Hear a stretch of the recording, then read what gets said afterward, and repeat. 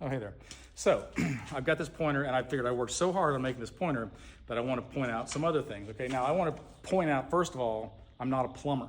Okay, and my plumber likes to point out everything I do wrong and how I say things wrong because I'm a dum-dum. But I still know more than you do about this stuff, probably, unless you're like, I don't know, smart. I want to show you some things. Okay, so if you see over here, remember last week we dug all this trench, and then this has got a double clean out. That green pipe over there is another clean out for the sewer, and right past that is a manhole. Okay, so then the plumbing comes up this direction, and we're gonna skip the underground because I already did a video on that. But this comes up, and this is for a laundry. So let's come around the other side here, Matt. I can walk through walls because I've got this power. I acquired this power by feeding a boss fight.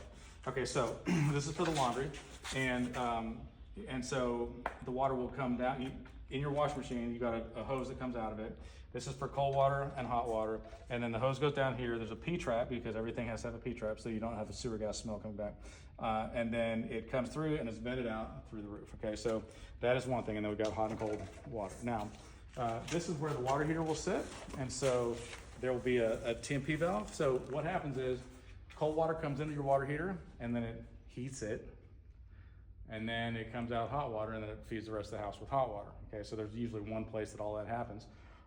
But if there's too much temperature, too much pressure, then your tank could explode. I've never heard of it actually happening, but they've got TMP valves, temperature and pressure valves, that will pop, and when it does, then it will come down through this pipe and go outside, and it stays down low. And also, if your pan rusts out and it starts leaking, then it sits in a pan, or if your water heater does, it sits in a pan that then drains the water outside so that you're safer. Now, let's look at a couple other things. I got my pointer. This is a bathtub. People take baths in them. I guess you could wash your dog. You could wash laundry if your washing machine was broken. Either way. That's that, and then this is where your sink's gonna come out, and then that's the toilet. So this is what a toilet looks like underneath. And I just wanna show you something real quick. So on these spin, right? And there's a bolt that slips in here and a bolt that slips in here. And then you put a wax ring there. We take this part out. This is just for plumbing test. So we set the toilet on here, a plumber does, and there's a wax ring, and there's two bolts that sit right here.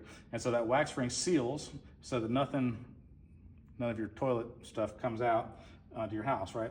And then the two bolts bolt down the toilet, and then from there, this is where there's gonna be a shutoff valve and a supply line that feeds the toilet, and then the tank will sit here, and it has a floater valve, and so it'll fill up the tank, and then we push the button, then it just empties the tank through the toilet, and it goes through a P-trap and goes down into here, and then into your sewer or whatever. Now you know how plumbing works, so I hope this visual helps you to go, huh, that's how plumbing works. Also, typically in wet areas, you probably don't want to put a bunch of nails and screws in your wall. Now we put up nail plates, okay? And that'll stop you from hitting it, but you can still get aggressive and hit a water line and you'd be like, that's very expensive. And it is, unless you know what you're doing, and then you're like, that's $4.